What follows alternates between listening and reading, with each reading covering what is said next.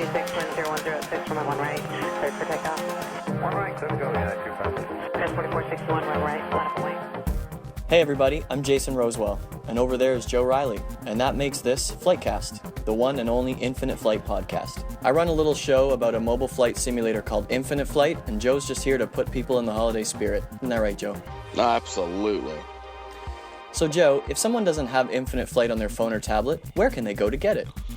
Well, Jason, they can head on over to the App Store on their Apple devices or Google Play for Android and search for Infinite Flight.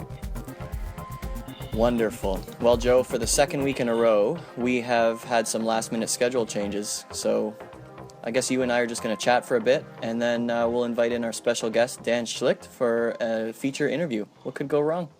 Nothing. Everybody's lucky that we're back together again. That's right. It's a blessing. It is.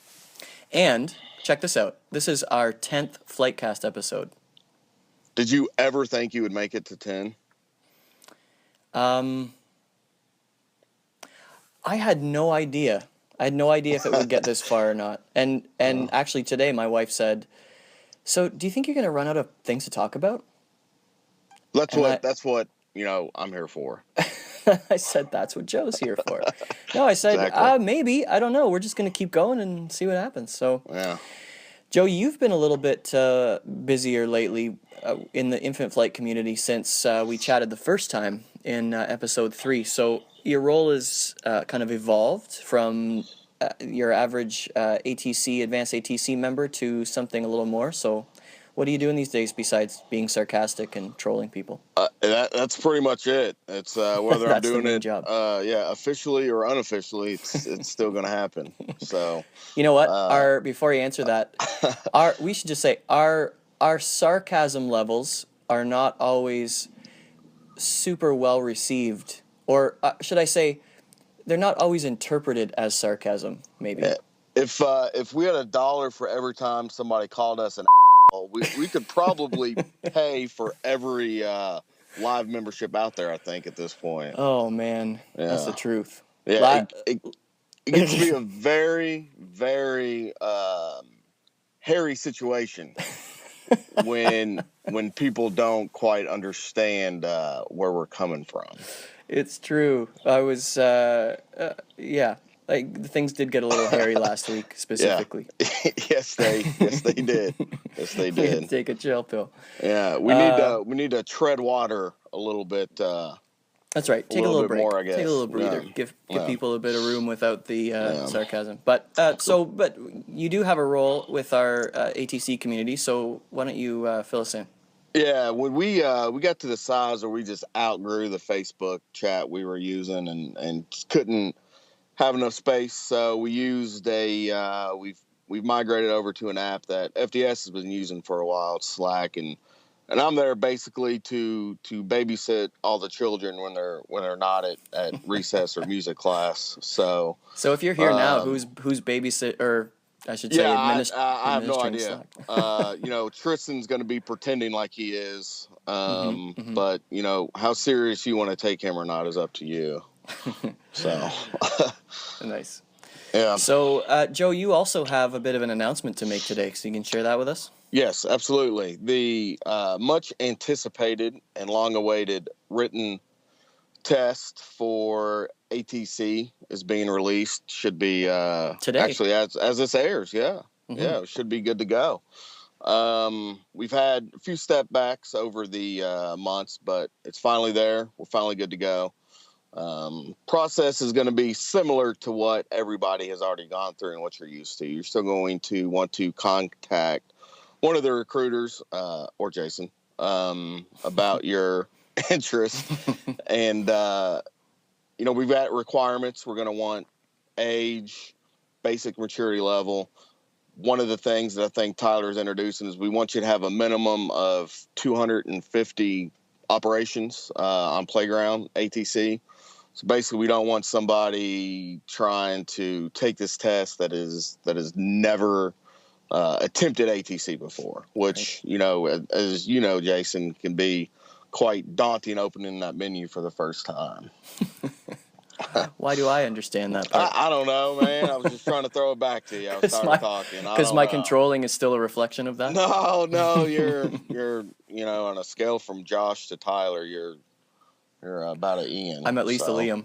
Yeah, please. Well, sure. Let's move we'll on. Go with that. Let's move on. Yeah. Yeah. So now you mentioned an age restriction. So what's the age restriction? Just so we can get that right out there on the air.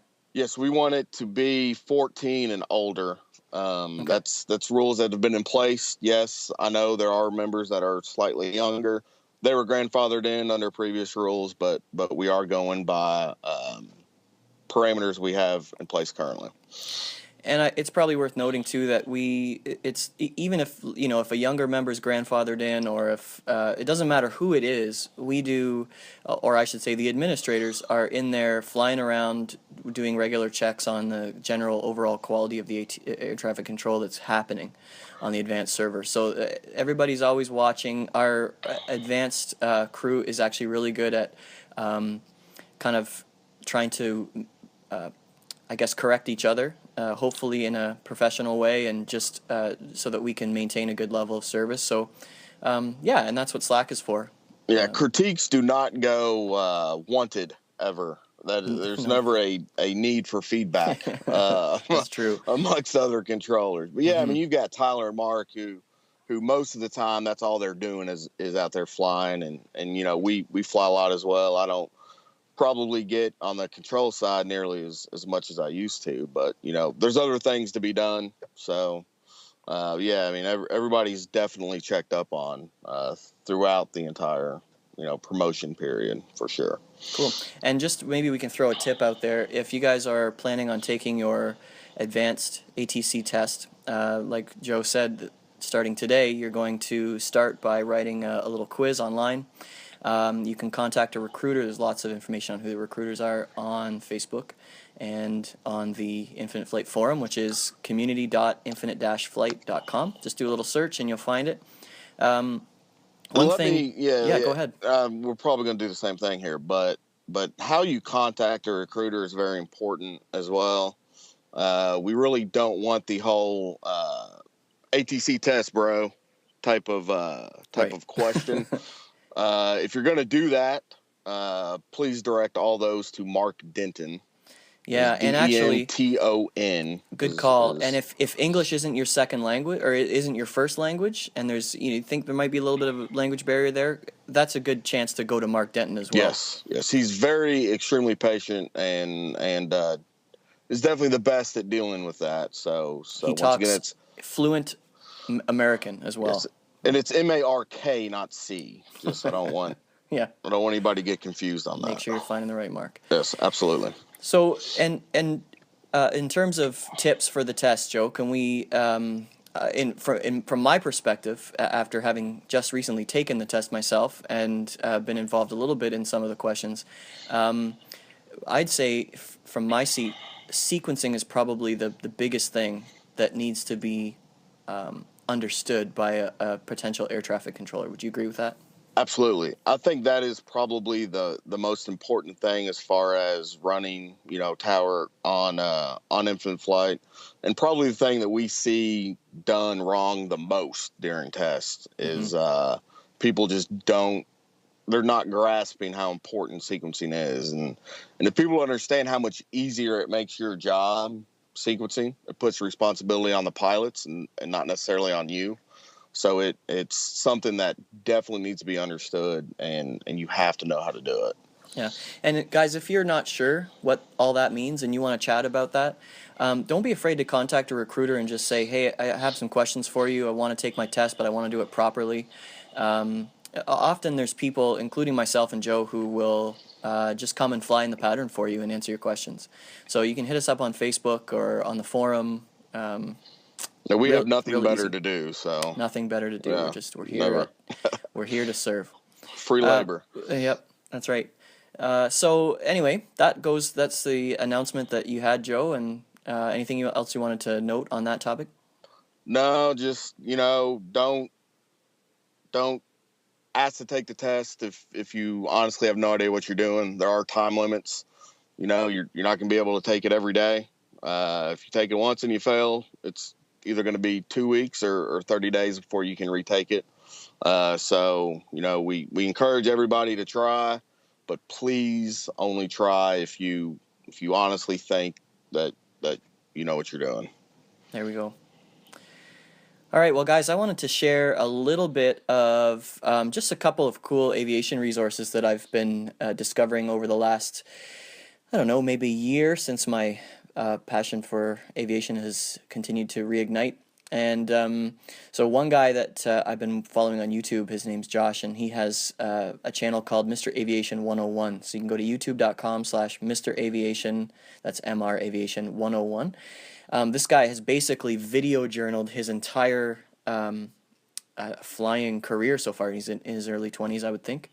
And so it's a lot of good stuff there as he has started, I think, to do his ILS training. So lots of good stuff there, and he owns his own airplane, so he's flying a lot. Another one that I've been checking out lately is a guy from Toronto, actually, in Canada, called Flight Chops. So same thing, youtube.com/Flight Chops. Tons of good stuff there. He's sponsored by, help me out, Joe. GoPro. Nope, that's Josh. FlightCast. FlightCast, there we go. There we go. That's the one.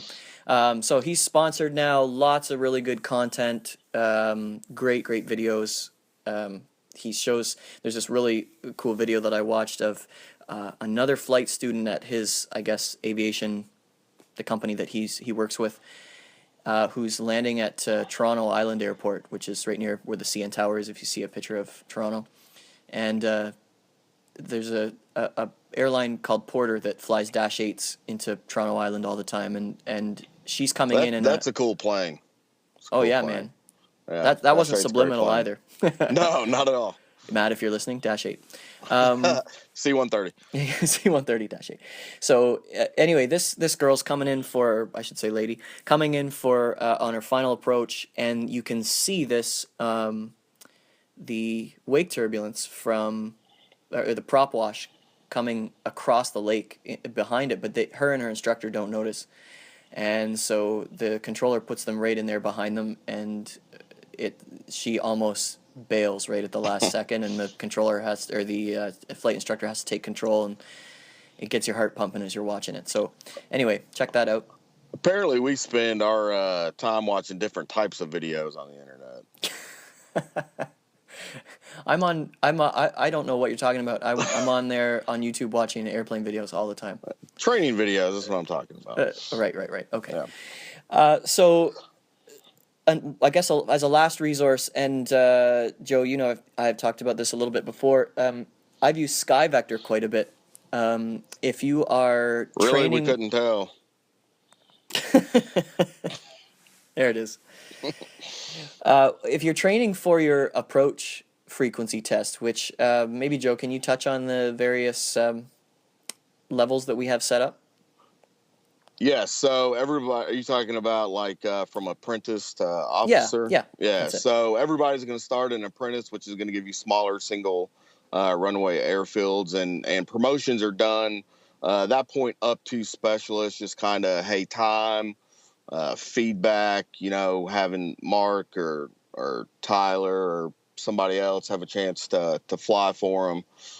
You're promoted up to specialist, and once you get to specialist, you have to take an approach test in order to be promoted up to officer, and that opens up the radar facilities for you to control. There we go. So having said all that, when you take your approach test, one thing that changes, well, many things change, but one thing that you really have to pay attention to, not just aircraft in proximity or in relation to each other, but how close people are to the ground. So you have to start factoring in terrain, and that's not immediately available at your disposal in the sim. So, obviously we know how high the airport is, the elevation of the airport, but we don't know by looking at the map how high the terrain is. So you might head over to skyvector.com, and let's say you're controlling at Canberra, and it's really foggy day and there's zero visibility.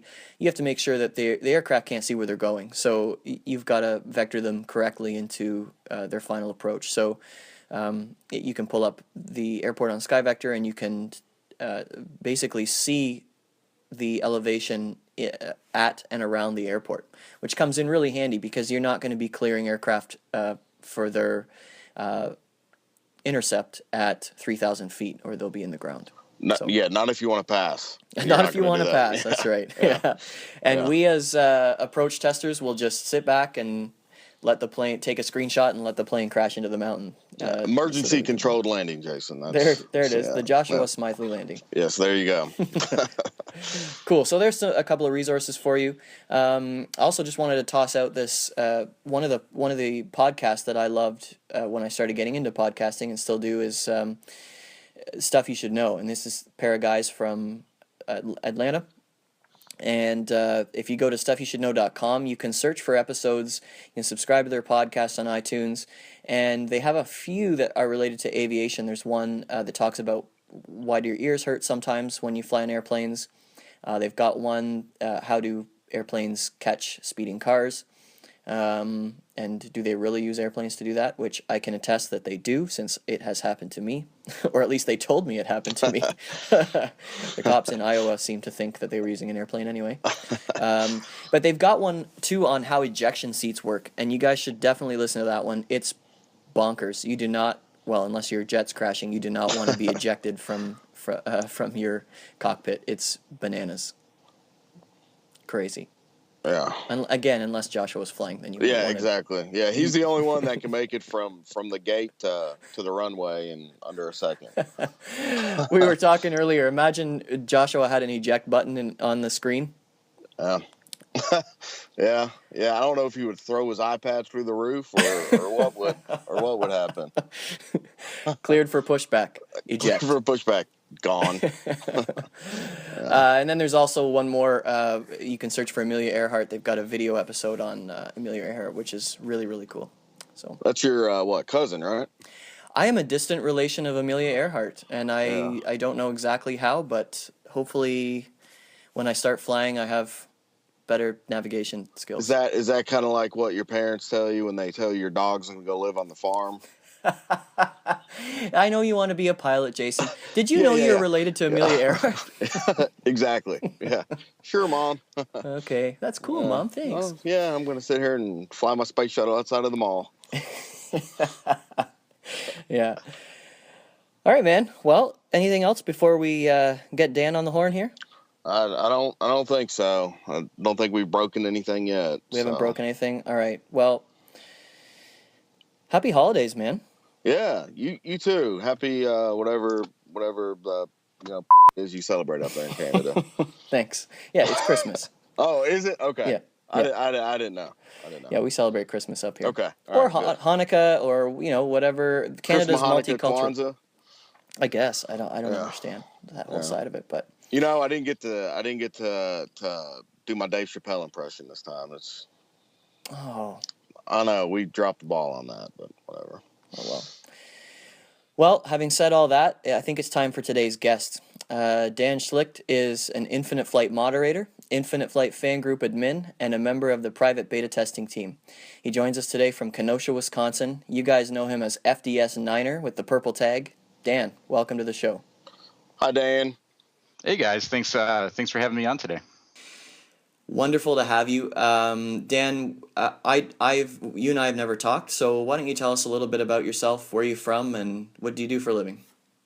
Sure thing. Well, as you previously said, I'm from Kenosha, Wisconsin, which is the most southeast in the state of Wisconsin you can get, right on the Illinois-Wisconsin border, butts up against Lake Michigan. It's a pretty nice place, pretty much smack dab in between Chicago and Milwaukee.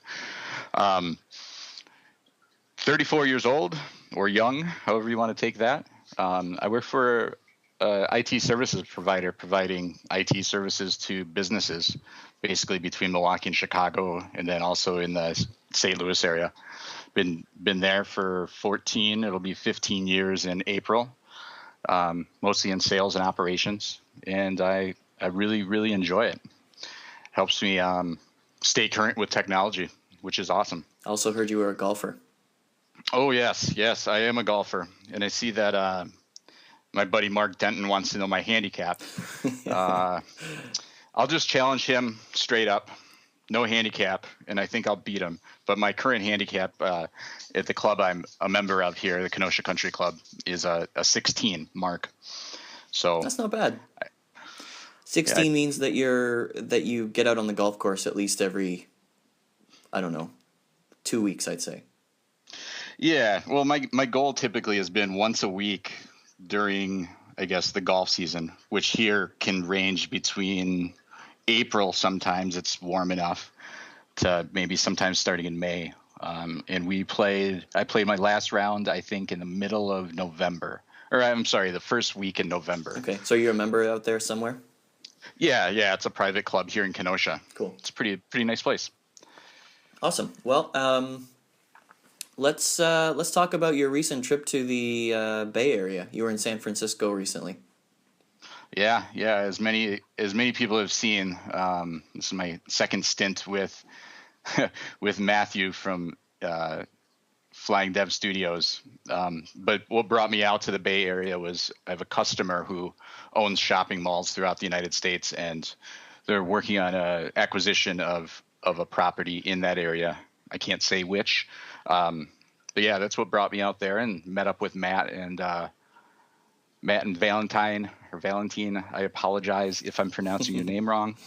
Had some dinner and had some good Infinite Flight discussions, and did a little bit of flying. It was a good time. Awesome.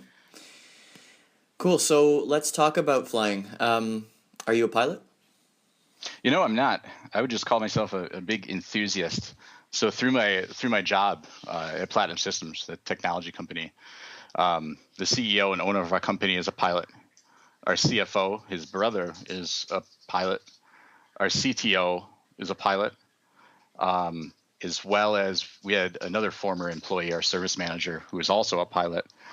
And between Matt and Danny, the two brothers that own the company, they own a Cessna 182 RG and a Cherokee 160. Awesome. So you get some time to go out flying, I would think, then. Yeah, for sure. Last time I was flying, it's been since July, but we have a local collegiate summer league baseball team here in Kenosha called the Kenosha Kingfish, and they went to the final, I guess what they would call the World Series, and we flew up to St. Cloud, Minnesota, which was driving about a 7-hour drive, but it took us maybe about hour 45 minutes or so to fly there. And we've also used the planes a lot to fly down to our St. Louis office. That's not too hard to handle. Definitely a good time. Yeah. So what's your history with aviation been? Have you always been a flying enthusiast? I wouldn't say so. I really got into it when I started working for the current company I'm working for, through my friend Matt, our owner. He's been a pilot since I think he was 16. Was a part of a flying club up until he bought the Cherokee maybe about 6 or 7 years ago. And, always inviting me out to his hangar at our local airport in Kenosha here. And through that, got to meet a lot of other people. And then probably about 6 or 7 years ago again, he invited me up to Oshkosh to AirVenture at the end of July. And that really did it for me. That really got me really interested, just to see all of these different kind of aircraft that I've never seen before, never knew existed. Got to walk through, military, cargo planes, and it was a really fun experience. What's the coolest aircraft that you saw come in at Oshkosh? Back then, I honestly don't remember. I think the first time I went there, my favorite performance was probably the Aeroshell acrobatic team or aerobatic team. Sure. But this past summer, I went to Oshkosh, met up with Matthew again, from FDS, and we saw the F-22 fly, and that was a pretty amazing experience. Awesome. It's just incredibly powerful. Oh, it was insanely loud. It was cool. After they were done, a couple hours later, they taxied the aircraft back to the ramp where it was on display for the whole week of the event. And I got to shoot a couple pictures with some of the flight crew and the maintenance crew and talk to them, and Nice. it was awesome. I was at the Chicago Gary Air Show once, which isn't too awfully far from you. Yeah. When I lived in Indiana, and I was out on a boat on Lake Michigan to watch the show, and they have Cool. paratroopers and all kinds of things like that. Yeah. And the FA-18 Hornet made an appearance, and he did a low pass, low and slow, and then vertical climb and everything. Mm-hmm. And even if you're on a boat in the water, it just completely rocks and vibrates and shakes absolutely everything, and like right to your core. It's just moving so much air and I guess sound waves that Right. It's awesome. Anybody who gets a chance to go and see any fighters in person, definitely do that. Yeah, I'd say anybody that has a chance to go to any air show ever, anywhere, for sure. Definitely do it. Yeah. Especially AirVenture in Oshkosh is, probably the biggest. That's the daddy of them all, right? Absolutely. Yeah. And then there's Sun and Fun down in Florida, which I think is generally I think at least what would be the colder months for us, maybe February or March, somewhere in there. Okay. All right, well, let's move on. In a recent chat, in prep for this show, you mentioned that you're helping work on building a Velocity XL5. I'm going to use the Velocity in the featured image for this show, so when you guys are listening, you can go back to the website and look at it. Man, you got to tell us about that. How'd this come about? Why the Velocity over any other kit plane? Yeah, it's I guess a couple really basic reasons. One, the price. I guess just to start, the project was purchased by the owner of my company and those couple other pilots that are in my office and that I work with. They got a great deal on the kit. It was previously purchased by another person that wanted to build the XL5, okay, the Velocity, and for whatever reason couldn't finish it. They made a decent start, but still, what Matt from my office ended up doing was hiring a guy. I believe he's involved somehow with the Velocity company or factory down in Florida. Hired him because he had all these rigs set up to move these kits, from place to place. Okay. Hired him and brought it up from.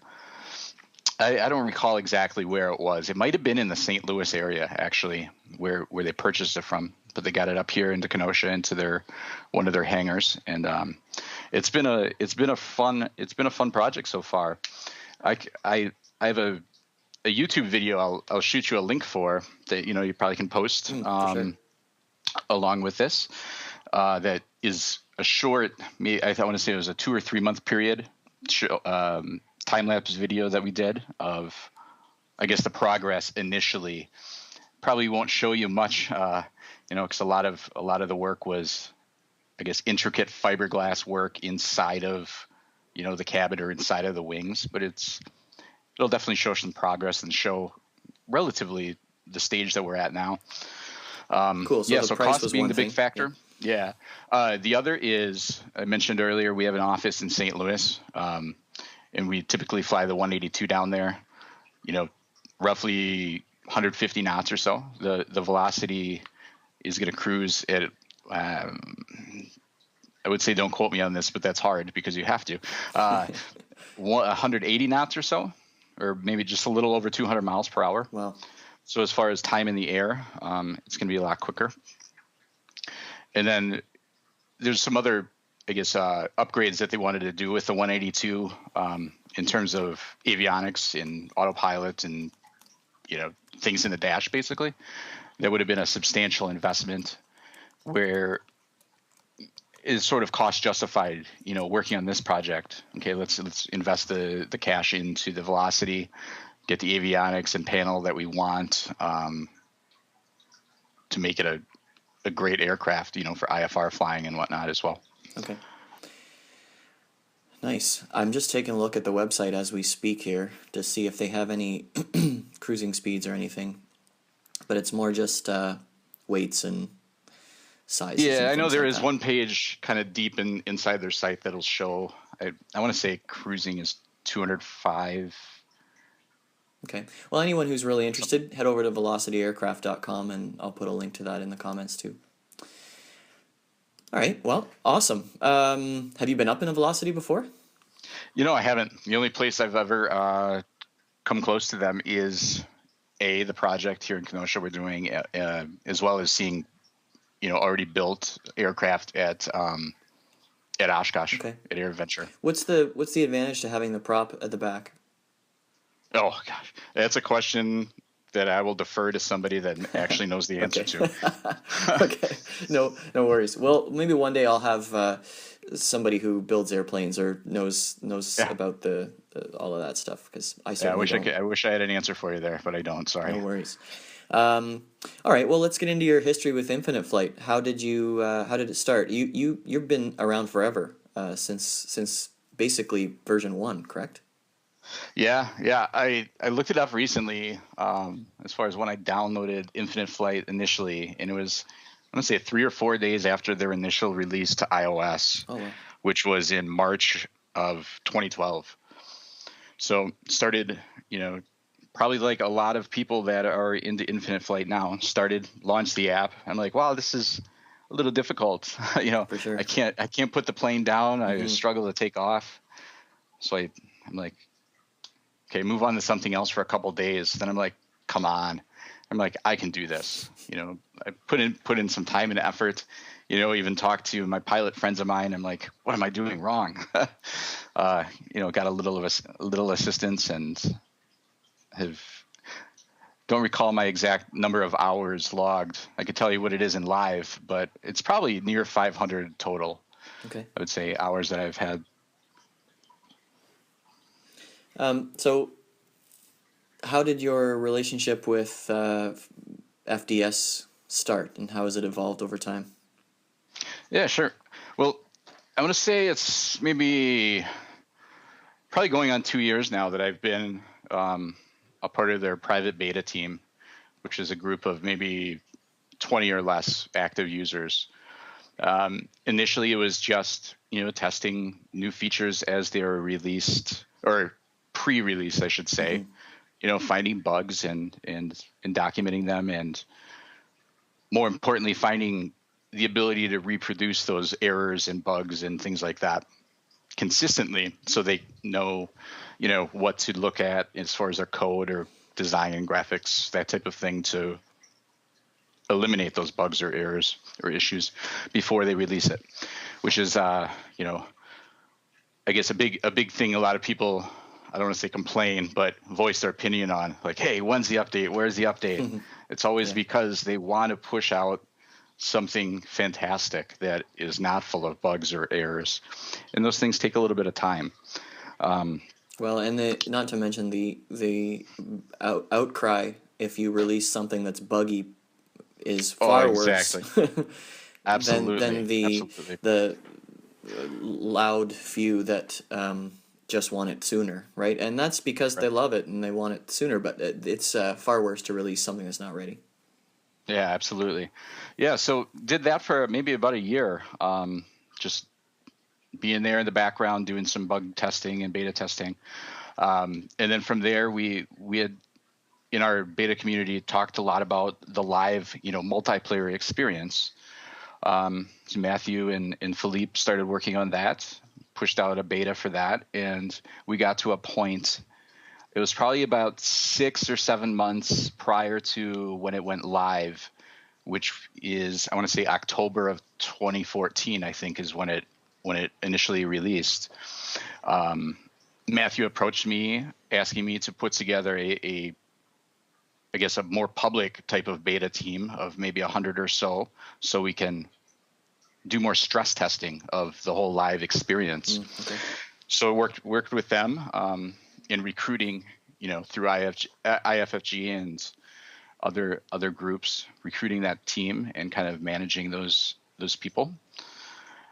And then furthermore, essentially the same experience with the air traffic control. Matthew asked me to put together a group of, trusted individuals to be our initial, test bed who ultimately ended up being our initial, couple of dozen. No, it's more than that, maybe 50 or so air traffic controllers. And then we got, Tyler involved, who's, completely managing that entire process now. And it's been a lot of fun, man. It's great to see a company like FDS really valuing the opinions and thoughts and taking into account their user/customers feedback. You don't see that all the time. Yeah. How did you get in contact with Matt initially? I mean, obviously not very many people were involved at the time. Did you send him an email or you saying, "Hey, I love your game"? Yeah. It started definitely before he said, "Okay, let's get you signed up," per se. Just like I'm sure a lot of people do, they'll email him or find a post on social media that he made and put in a comment, typically not related to his post in the first place. Like, "Hey, I see you're looking for beta testers." I shot him an email. He replied. I let him know my experience with managing online communities in the past, which kind of played a little bit of a role in what I helped those guys with as well. And then, I don't know, maybe 6 months later, I was a little persistent and followed up on that initial request. And he was like, "Yeah, we have a spot. We just let a couple guys, either, I want to say they were inactive at the time, Sure. drop them and happy to have you on board." And then from there, I'd like to state for the record, I'll hold myself personally responsible for recruiting Tyler onto that same team. Okay. Tyler, you're welcome. Did you know Tyler already? Just through IFFG, I did. Okay. And I want to say I was the one that kind of suggested he become an admin there a while back. And through his ATC experience, it was at the time we were beta testing and working on the ATC for Infinite Flight, where I'm like, "Hey, Matthew, I got this guy on IFFG who's ATC in United States Air Force. I think he'd be a valuable asset, even just to run ideas off of." And it's sure flourished from there. And he's a good guy. He is indeed. All right. Well, now that we've talked about Tyler for the 100th time, are you into flight simming in general or just Infinite Flight? Just Infinite Flight. I guess I could say I have downloaded some other flight sims for iOS. I won't comment on them outside of just saying Infinite Flight is, as we all know and believe, they're the ones who care the most about their community and their product and are evolving it at a much higher pace, and it's awesome. Yeah. So, Dan, the call sign FDS9er, what's the story there? Oh, you know what, man? Everything needs a niner in life. And this is where I wish we were doing this over a WebEx session or something like that so I can play a video. But it's the whole niner. Did I catch a niner in there? Oh, it's a Tommy Boy reference.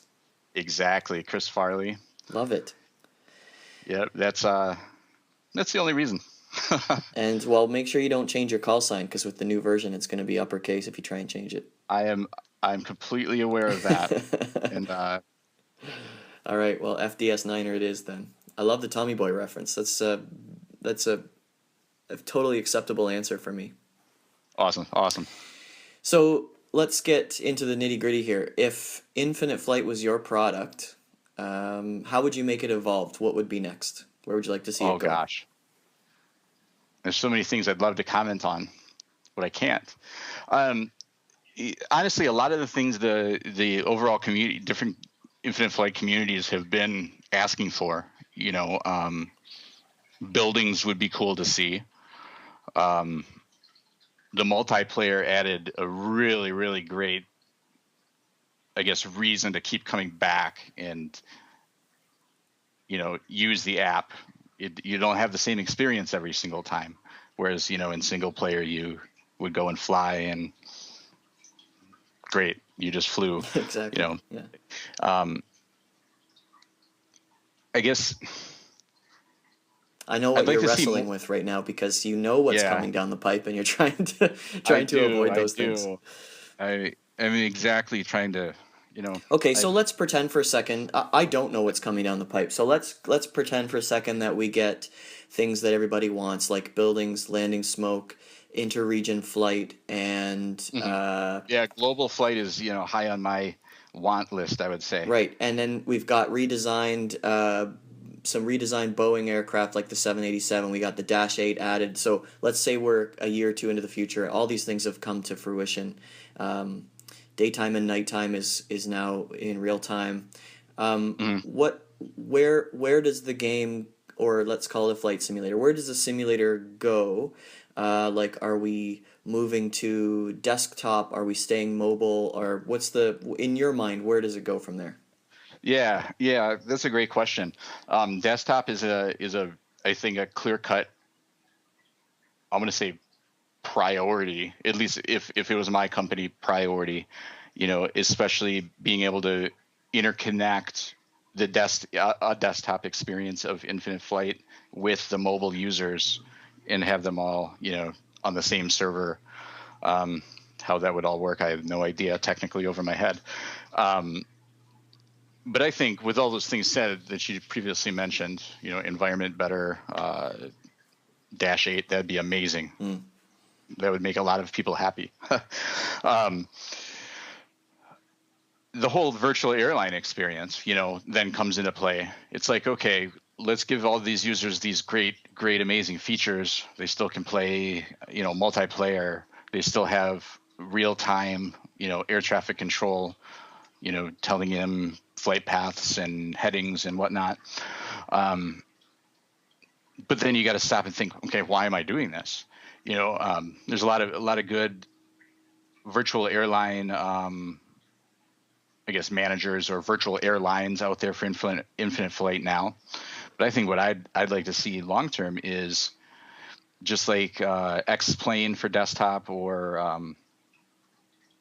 Microsoft's Flight Simulator, whoever owns it now, I don't recall, having integrations with flight management software or websites or these virtual airlines. So it's going to log your flights. It's going to, fuel consumption, that type of thing. Where essentially a virtual airline manager Right. is building revenue, or, hiring, firing pilots based on, on time type of statistics or that type of thing. I think integration basically with some type of management system, whatever that may be. Well, I know there's some open source ones out there now that can tie into Flight Simulator from Microsoft or X-Plane. right. I think those type of things would be really cool. That would be cool. And actually, there are ATC simulator services as well, right? Like, I think you can integrate things like FSX, or what was the other one you mentioned? X-Plane? X-Plane. Yeah, I'm not a sim person in general, as you can tell. But you can subscribe to air traffic control simulation with real people talking to you as well for those. So something like that may be integrating into the future as well. So you can use the onboard ATC with people controlling you that are Infinite Flight subscribers, or people from this external service, which could factor into all the other things that you just mentioned as well. Yeah, absolutely. I've definitely seen, or I should say researched and looked at those type of services. Yeah. I think bringing the whole air traffic control to desktop operating system would be nice as well.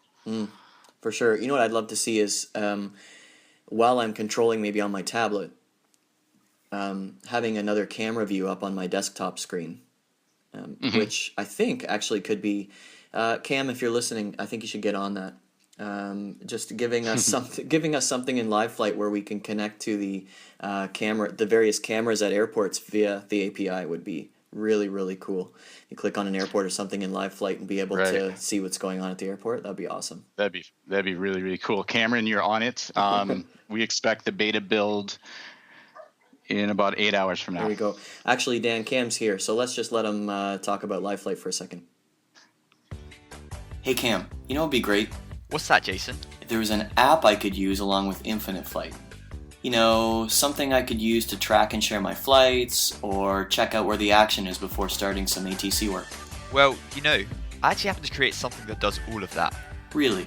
Really. Head over to LiveFlightApp.com, where you can track flights in Infinite Flight live in real time, view stats about your flight, and learn more about pilots and controllers around you. Cam, I have a confession to make. I knew all of that. I was just testing you. Well, anytime you'd like me to come by for another test, just let me know. Thanks, Cam. In the meantime, everybody, why don't you head over to liveflightapp.com for your next flight. Now back to the podcast.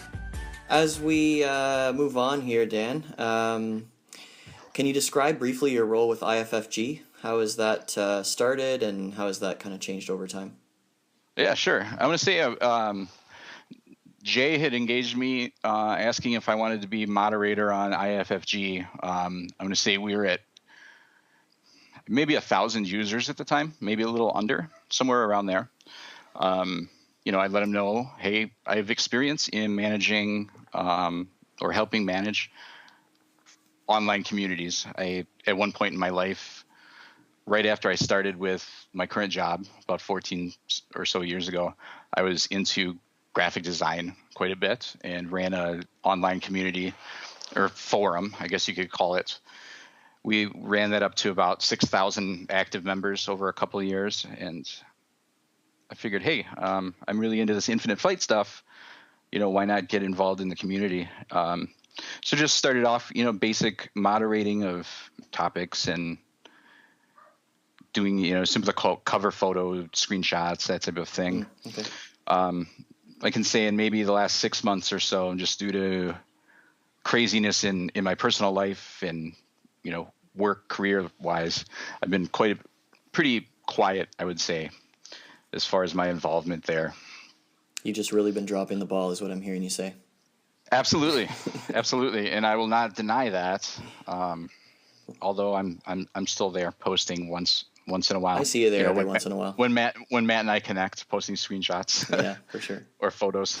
Well, speaking of IFFG, we've got some questions here for you that users have asked, and thanks to everybody who asked questions. I know this my schedule has changed so much in the last couple of weeks, and we've switched guests around, so thanks for putting those in last minute.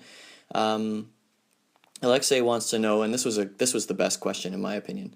On a scale of Tyler to Tristan, how many bounces do you average on your landings?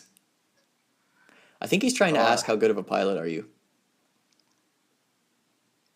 I'll tell you what. I'm not as good as Alexei is. I can never be as good as a Russian. What if he's Polish? He's definitely Russian. Okay. I'm trying to think of a good Russian joke, but none of them ever make sense. So I'm sure he'll appreciate that one. There you go. I don't know. I don't know how to answer that question. Okay, how about this? Let's just say I flew to higher altitudes than all of them in the F-22. That's. But Tyler has a better F-22 landing than I do. Tyler has a better landing than everybody, so that's not surprising. What's your favorite airplane to fly? That's a question from me, not anybody else. I think overall the F-22 is where my, I guess, favorite lies. Interesting. I've been having a ton of fun with the Spitfire lately. We got all kinds of new airplanes in the game, and I'm just going back to the Spitfire. Last night, a few of us flew around, and I had a record almost 2,500 XP in one session, which nice. For me is good. I think if it had been windy, there was zero wind, so if it had been windy, it would have been higher. But let me skip down to this other question since we're talking about XP. Everybody wants to know how in the world you ended up with millions and millions of XP. Well, I don't even know about this. Is this real? Yeah. If you log into Infinite Flight right now, go to the all-time XP list. there used to be a user named Kuwait who is number one. He has over, I assume it's a he, Yep. over 2 million XP, which is almost a million over the next person below him. So when I was with Matthew in San Francisco, we were having dinner the other day, last week, Friday or Saturday or something. We were talking about it. We're like, who is this number one user? We don't think he's involved with IFFG or IFWP or any of the other communities. We're like, who is this person? And I jokingly said, I'm like, why don't you make me number one and let's see what happens? So he's like, okay. Makes it happen, adds 3 million XP to my account. And then I jokingly said, and let me digress for a second, for the record, for all of you thinking that I got Matthew drunk or gave him alcohol or bribed him in any way to do this, this is not the case. As he's publicly stated before, he doesn't drink, which is true. He drinks water. But good thoughts, though, guys. So after that happened, I took a screenshot. I'm like, oh, this is hilarious. I'm like, I bet you this is about 7 p.m. I said, Matthew, I'm like, I bet you $20 cash right now. There will be a screenshot, one or more, posted to IFFG or, the official community on Infinite Flight site or Instagram or anywhere by midnight tonight. And I ended up losing that bet. This first screenshot that people posted was about an hour after that. Oh, so well, you were close. I owe Matt some cash. Well, I know you'll be good for it. Absolutely. You could just buy him 20 bottles of water. I could. All right, let's move on to the next fan question. And since Mark can't follow instruction, he said this, referring to the interview, should be interesting. Instead of asking a question, he made a comment. So thanks for that, Mark. That's really helpful. Mark, you're a great guy. But yeah, you need to follow instructions, man. Please follow instructions. Steven wanted to know what your handicap was. We already talked about that. Yep, currently playing a 16 at my home course. When I was a member at my course, which has been a few years now, I was down to a 14. So not nice. A tremendous golfer, but no, it shows you care about golf and you consistently play golf. That's right. Not necessarily good, but I care. Yeah. Man, my short game is terrible. For the record, I do own a shirt by the golf apparel company Travis Matthew that says Sandbagger on it. Ooh, nice. Yeah. Awesome. Well, when we all get together for a hangout time, we'd give that to Tristan to wear. Nice. We got to get our Tristan Diggs in here somewhere.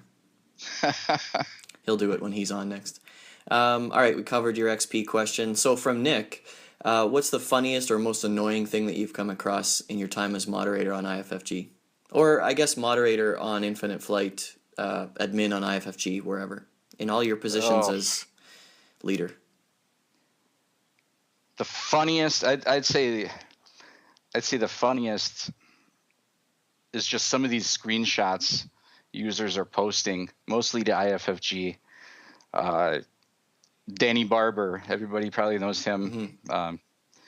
He's just posted some impractical, I guess, screenshots, but every single one he's done it's not terrible quality. It's good. He puts great amount of time and effort, but just some of them just make me laugh. Annoying thing.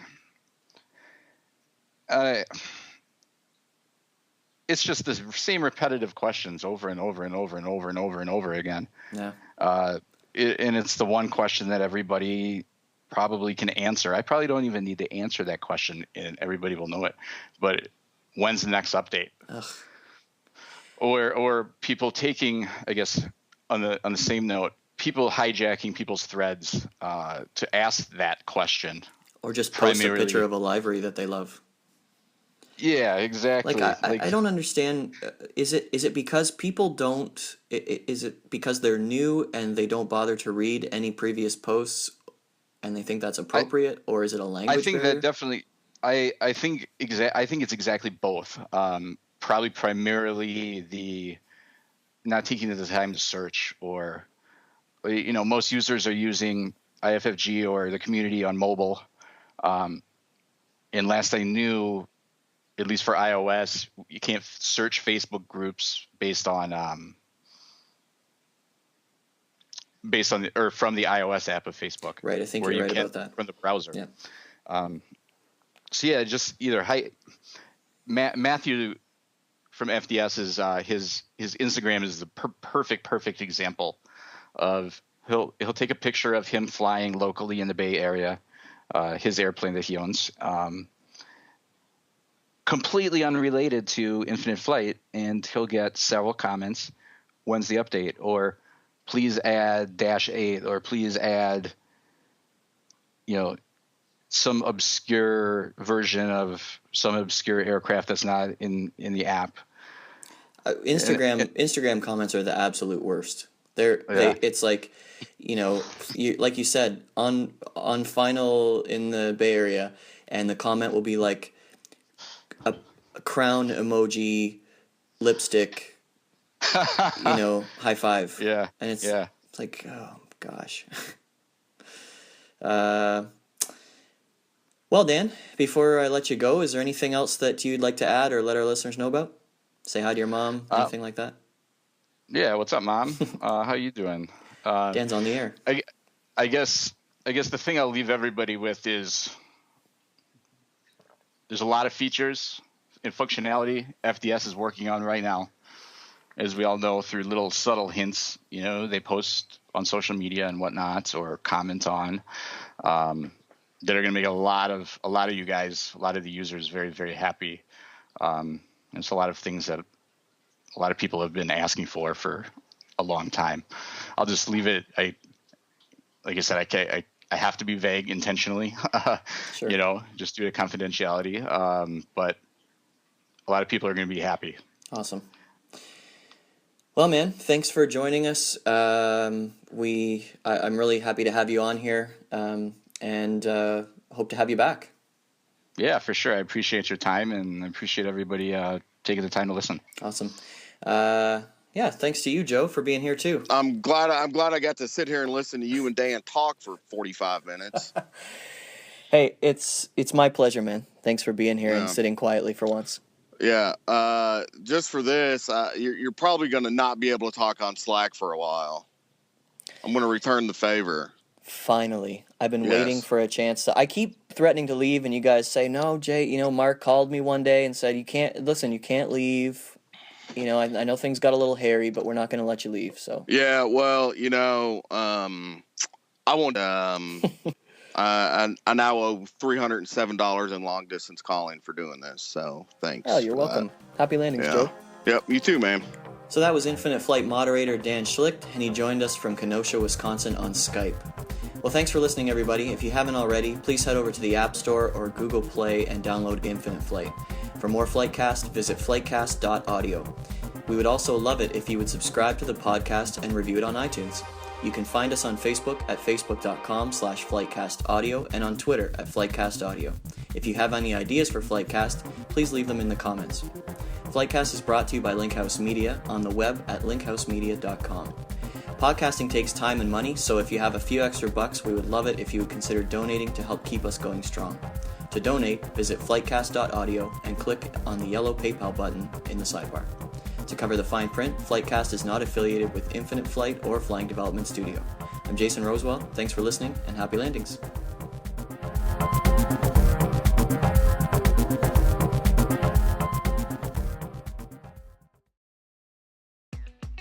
What's your dog's name?